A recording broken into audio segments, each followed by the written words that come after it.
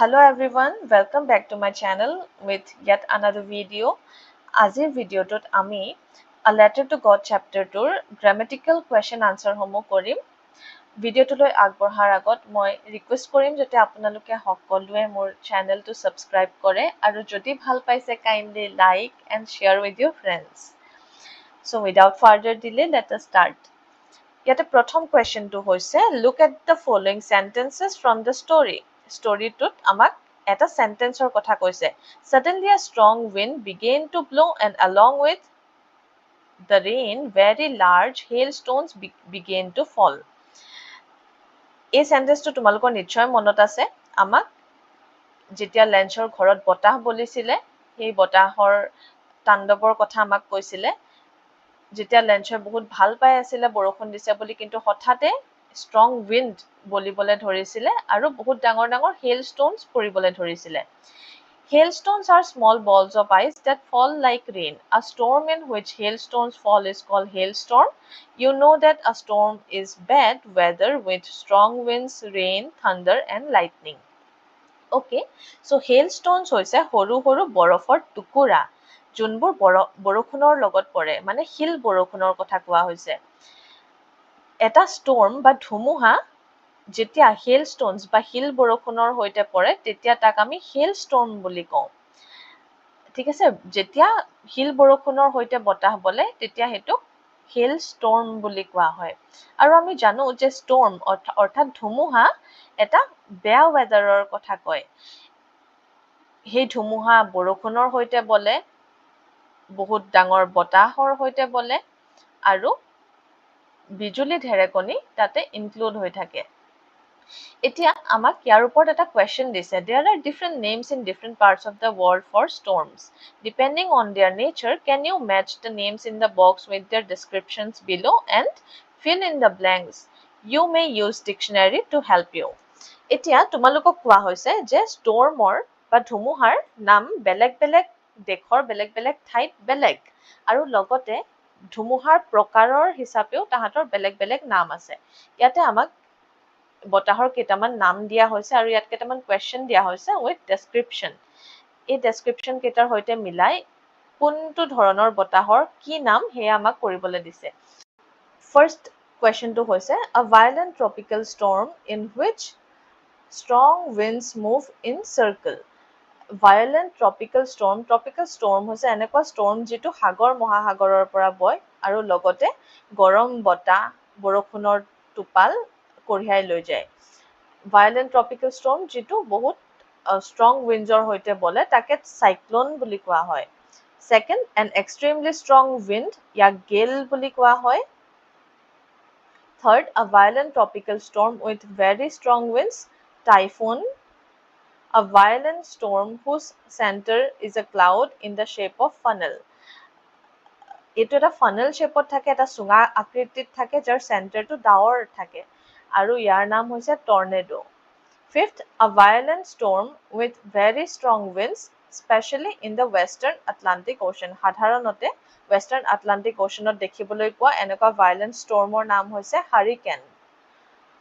a very strong wind that moves very fast in spinning movement and causes a lot of damage এনেকুৱা ধৰণৰ বতাহ ঘূৰ্ণী বতাহৰ ধৰণৰ যি স্পিনিং মোশনত বহুত স্পীডত মুভ কৰে আৰু বহুত ড্যামেজ কৰে তাৰ নাম হৈছে whirlwind আৰু প্ৰতিটো ধৰণৰ ধুমুহাৰ ইয়াতে ফটো লগাই দিয়া হৈছে যি কেখন উইকিপিডিয়াৰ পৰা লোৱা হৈছে নেক্সট কোৱেশ্চন এটা আমাক দিছে ইয়াতে হোপ অৰ্থাৎ আশা ওয়াৰ্ডটো বেলেগ বেলেগ সেন্টেন্সত কেনেকৈ বেলেগ বেলেগকৈ ইউজ হয় হেতু আমাক দেখুৱাইছে এক্সাম্পলৰ সহায়ত তাৰ পিছত কোৱেশ্চন সুধিছে যে সেই সেন্টেন্স কেইটাত হোপৰ মিনিংটো কি হ'ব পাৰে এইটো তোমালোকৰ হোমৱৰ্ক এইটো নিজে কৰিবা নিজে পঢ়িলেই বুজি পাবা এতিয়া থাৰ্ড কোৱেশ্চনটো চাও এইটো দিছে ৰিলেটিভ ক্লজেছৰ ওপৰত ৰিলেটিভ ক্লজ মানে কি হয় Look at these sentences. All morning Lancho, who knew his fields intimately, looked at the sky. The woman who was preparing supper replied, yes, God willing. এই সেন্টেন্স কেইটা হয়তো তোমালোকৰ মনত আছে এই সেন্টেন্স কেইটা আমি চ্যাপ্টাৰটোত পঢ়িছিলো প্ৰথম সেন্টেন্সটোত চোৱা কি কৈছে লেঞ্চো যোনে নিজৰ ফিল্ডখনৰ বিষয়ে ভালকৈ গম পাইছিলে তেওঁ আকাশলৈ চাই আছিলে সেকেন্ডত কৈছে মানুহগৰাকী যিগৰাকীয়ে ডিনাৰ প্ৰিপেয়াৰ কৰি আছিলে তেওঁ কৈছিলে হয় ভগৱানৰ ইচ্ছা মতে এতিয়া এই সেন্টেন্স কেইটা তোমালোকে মন কৰা প্ৰথম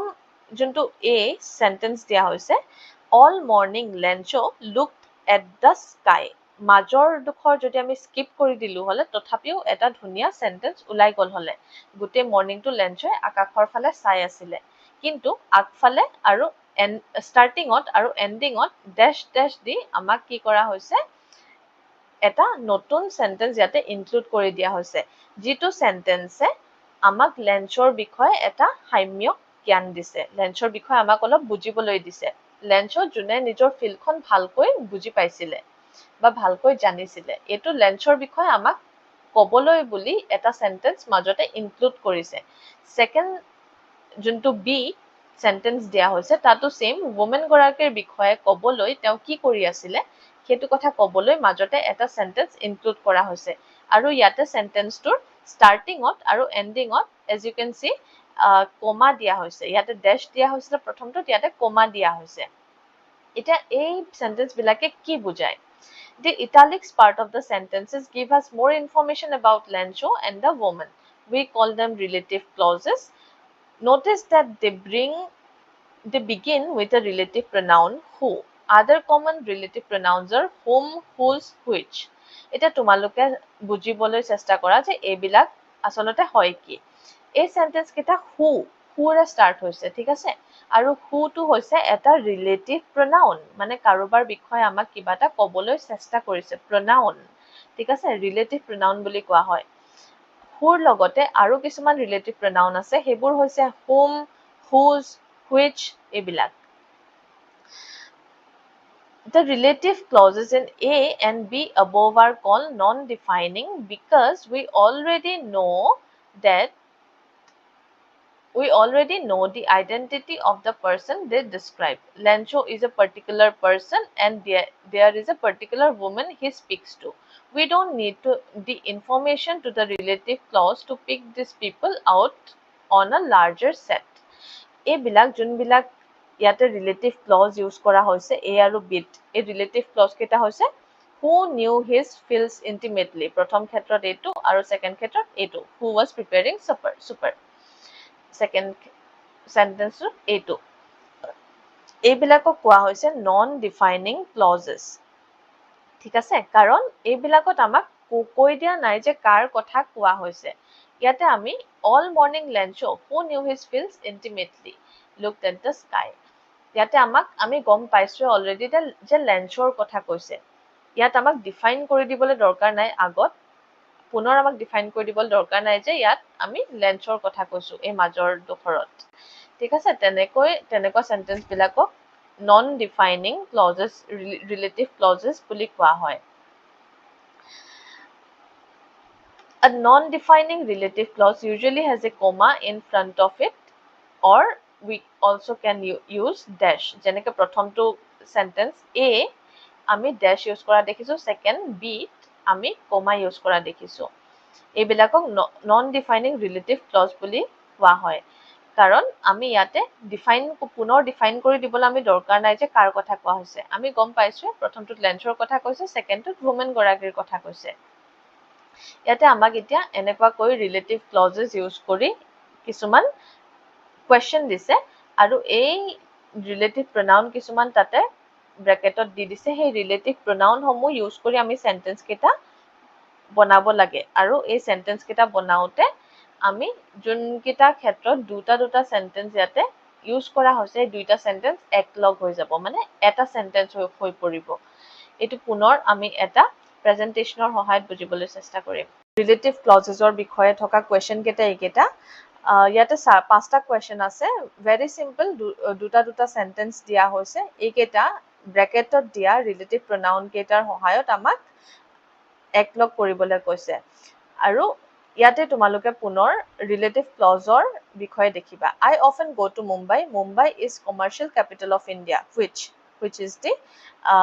relative pronoun. I often go to Mumbai, which is the commercial capital of India. It was a very simple and very easy question. তোমালোকে নিজে কৰিব পাৰিবা. A mother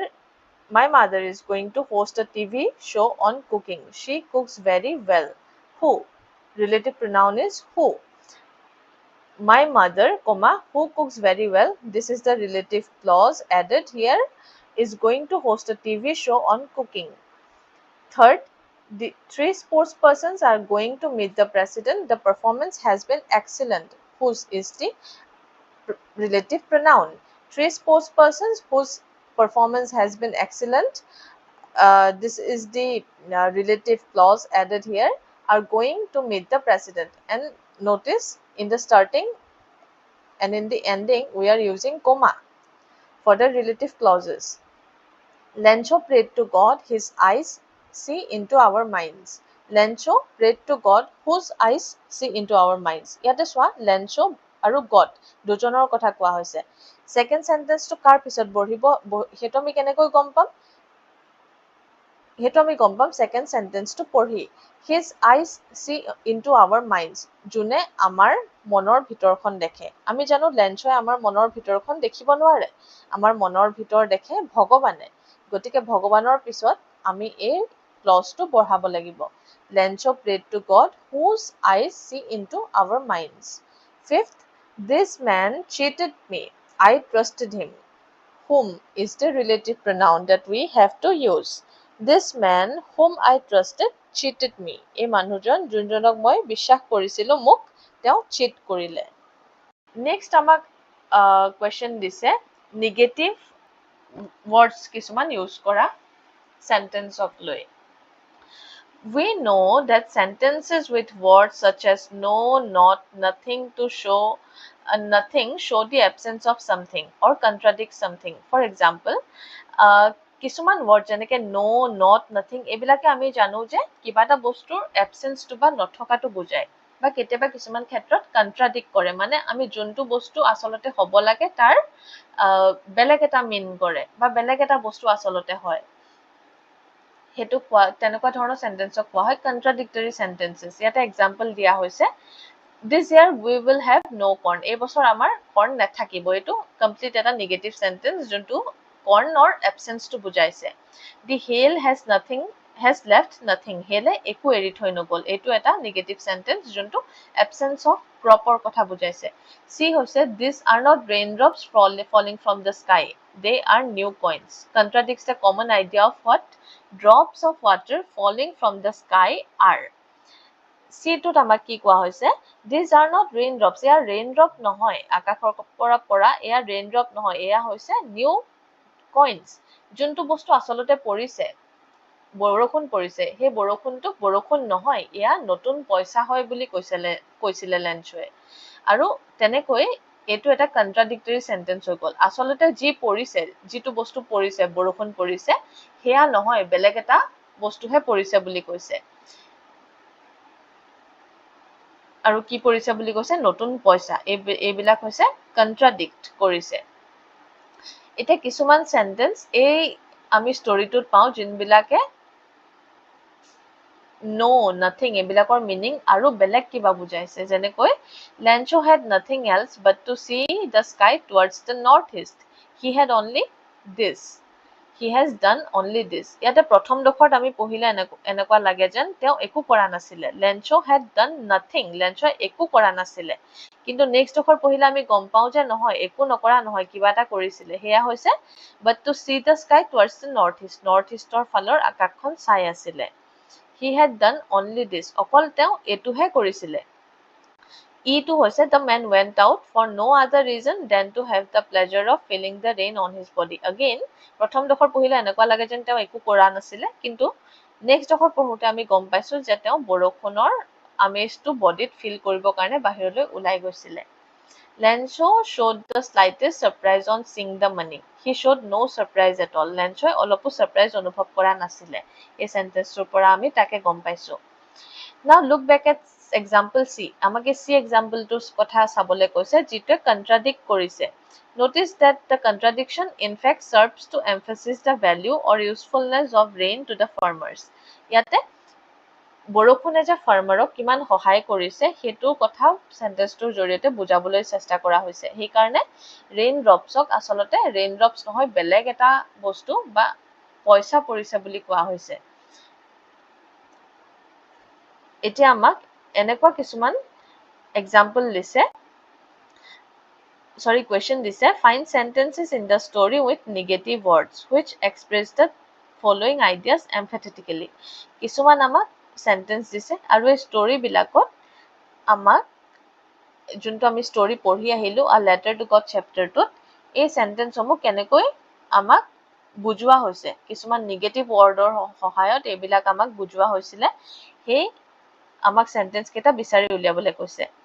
again আমি এটো এটা প্ৰেজেন্টেচনৰ সহায়তে কৰিম the trees lost all their leaves গছখিনিয়ে সকলো পাত হেৰুৱাই পেলাইছিল এটো আমাক সেন্টেন্সটোত কেনেকৈ বুজোৱা হৈছিল not a leaf remain on the trees second the letter was addressed to God himself এটো কেনেকৈ আমাক দেখুৱা হৈছিল it was nothing less than a letter to God see the postman saw this address for the first time in his career never in his career as a postman had he known that address এই গুটেই কেটা সেন্টেন্সত not nothing never এই negative ওয়াৰ্ডবোৰ use কৰা হৈছিল আমাৰ last কোৱেশ্চনটো পালোহি metaphors metaphor মানে কি the word metaphor comes from Greek word transfer Greek word transfer or পৰা metaphor word to আহিছে metaphors compare two things or ideas metaphor দুটা বস্তু বা দুটা আইডিয়া কম্পেয়াৰ কৰে a quality or feature of a thing is transferred to another thing এটা বস্তুৰ quality আন এটা বস্তুলৈ বস্তুৰ বিষয়ে বুজাবলৈ ইউজ কৰা হয় ইয়াতে কিছুমান এক্সাম্পল দিছে ইয়াৰ সহায়ত তোমালোকে বুজি পাবা the leg of a table এখন টেবুলৰ ভৰি আমি জানো এখন টেবুলৰ ভৰি নাথাকে কিন্তু তথাপিতো কিবা এটা বস্তুৰ বিষয়ে বুজাবলৈ এটো ইউজ কৰা হৈছে metaphor the leg supports our body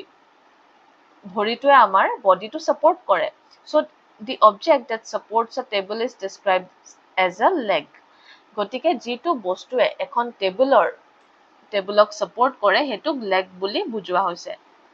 the heart of the city এখন চিটিৰ অন্তৰ থাকিব নোৱাৰে কিন্তু ইয়াতে কিয় এই এনেকৈ ইউজ কৰা হয় এটো এটা মেটাফৰই হয় আসলতে কি বুজাইছে সোৱা the heart is an important organ in the center of our body আমাৰ বডিটোৰ এটা important organ হৈছে heart so this word is used to describe central area of a city গতিকে এখন চিটিৰ central area বা মূল আকৰ্ষণ বা মূল ঠাইডোখৰ বুজাবলৈ এই মেটাফৰটো ইউজ কৰা হৈছে যেনেকৈ আমাৰ অন্তৰখন বা আমাৰ হাৰ্টটো আমাৰ বডিৰ এটা ইম্পৰ্টেন্ট পাৰ্ট তেনেকৈ এডুখৰ এখন চিটিৰ এডুখৰ ইম্পৰ্টেন্ট ঠাইৰ কথা বুজাবলৈ এই মেটাফৰটো ইউজ কৰা হৈছে এটা মেটাফৰৰ লগত ৰিলেটেড আমাক কিছুমান কোৱেশ্চন দিছে ইয়াতে সোৱা এটা অবজেক্ট দিছে অবজেক্ট কেটা কি হয় ইয়াতে আমি এতিয়া চাম তাৰ পিছত দিছে মেটাফৰ এই অবজেক্ট কেটা বুজাবলৈ কাৰণে এই অবজেক্ট কেটাৰ বিষয়ে ক'বলৈ আমাক এই লেসনটোত কোন কেটা মেটাফৰ ইউজ কৰা হল হেতু আমাক লিখিবলৈ দিছে থাৰ্ড আমাক দিছে কোৱালিটি অৰ ফিচাৰ কম্পেয়াৰ্ড অবজেক্ট কেটা দিয়া হৈছে ক্লাউড মেটাফৰ ইয়াতে আমাক আমাৰ চেপ্টাৰটোত ইউজ কৰা হৈছিল huge mountains of clouds I hope you remember আমাক ক্লাউডৰ বিষয়ে ক'বলৈ এটা মেটাফৰ ইউজ কৰা হৈছিল হিউজ মাউন্টেইনছ অফ ক্লাউডছ আৰু কি কাৰণে এই মেটাফৰটো ইউজ কৰা হল ক্লাউডৰ বিষয়ে বুজাবলৈ হেয়া হৈছে দি মাছ অৰ হিউজনেছ অফ মাউন্টেইনছ মাউন্টেইন যে বহুত ডাঙৰ সেই কথাটো বুজাবলৈ তাৰ মানে ক্লাউড খিনি বহুত ডাঙৰকৈ আহিছিল সেই বস্তুটো বুজাবৰ কাৰণে আমাকে মেটাফৰটো ইউজ কৰিছিল সেকেন্ড ৰেইনড্ৰপছ ইয়াতে মেটাফৰ ইউজ কৰা হৈছিল নিউ কইনছ আৰু ইয়াৰ ৰিজনটো কি আছিল কি কাৰণে ইউজ কৰা হৈছিল এই মেটাফৰটো raindrops helping the crops to grow ৰেইনড্ৰপে ক্ৰপ খিনি ডাঙৰ হ'বলৈ সহায় কৰিছিল সেই কাৰণে তাক নিউ কইনছৰ হৈতে তুলনা কৰা হৈছিল থাৰ্ড হেলস্টোনক ফ্ৰোজেন পাৰ্লছৰ হৈতে তুলনা কৰা হৈছিল ইয়াৰ ৰিজনটো আছিল বিউটিফুল হোৱাইট বলছ অফ স্নো হিল বৰষুণ দেখিবলৈ বহুত ধুনীয়া লাগে সৰু সৰু বৰফৰ টুকুৰা গতিকে সেই কাৰণে হেলস্টোনক ফ্ৰোজেন পাৰ্লছৰ হৈতে তুলনা কৰা হৈছিল লোকাছ আ প্লেগ এক মহামাৰীৰ হৈতে তুলনা কৰিছিল কি কাৰণে কাৰণ এটা মহামাৰী যেনেকৈ এপিডেমিক এটা মানে এটা বেমাৰ যিটোৱে কি কৰে বহুত সোনকালে বিয়পি যায় মানুহৰ মাজত জীৱ জন্তুৰ মাজত আৰু বহুত মানুহ ইয়াৰ ফলত মৃত্যু মুখত পৰে তেনেকৈ লোকাছ বা এই যোনখিনি লোকাছ মানে হৈছে এখিনি পোকৰ জাক সেই পোকৰ জাকে কি কৰে মহামাৰীৰ ধৰণেৰে বিয়পি পৰে শস্যৰ পথাৰত আৰু মুহূৰ্তৰ ভিতৰতে গোটেই শস্য ধ্বংস কৰি থৈ গুচি যায় সেইকাৰণে তাক প্লেগ বা মহামাৰীৰ সৈতে তুলনা কৰা হৈছিল আমাক ফিফ্থটো দিয়া হৈছে লেঞ্চক কোৱা হৈছিল an ox of a man ষাঁড় গৰুৰ দৰে মানুহ এইটো কিয় কোৱা হৈছিল কাৰণ লেঞ্চই বহুত হাৰ্ড ৱৰ্ক কৰে তেওঁ এজন খেতিয়ক আছিলে আমি জানো খেতিয়কসকলে কিমান পথাৰত হাৰ্ড ৱৰ্ক কৰিব লগা হয় আৰু লগতে তেওঁলোকৰ বহুত ষ্ট্ৰেংথ থাকে ফিজিকেল মেণ্টেল গতিকে তেওঁক এটা ষাঁড় গৰুৰ সৈতে তুলনা কৰা হৈছিল আৰু ইয়াতে আমাৰ চেপ্টাৰটোৰ গ্ৰামেটিকেল যোনখিনি কুৱেশ্যন আছিলে এইখিনিও কমপ্লিট হৈছে ছেকেণ্ড কুৱেশ্যনটো যোনটো হোপৰ লগত ৰিলেটেড কিছুমান চেণ্টেন্স দিয়া হৈছিল সেইটো তোমালোকৰ হোমৱৰ্ক তোমালোকে নিজে কৰিবা চেণ্টেন্সখিনি পঢ়ি চালেই তোমালোকে বুজি পাবা আৰু নিজে কৰিব পাৰিবা গতিকে ইয়াতে আমি ভিডিঅ'টো সমাপ্ত কৰিছোঁ thank you very much for ৱাচিং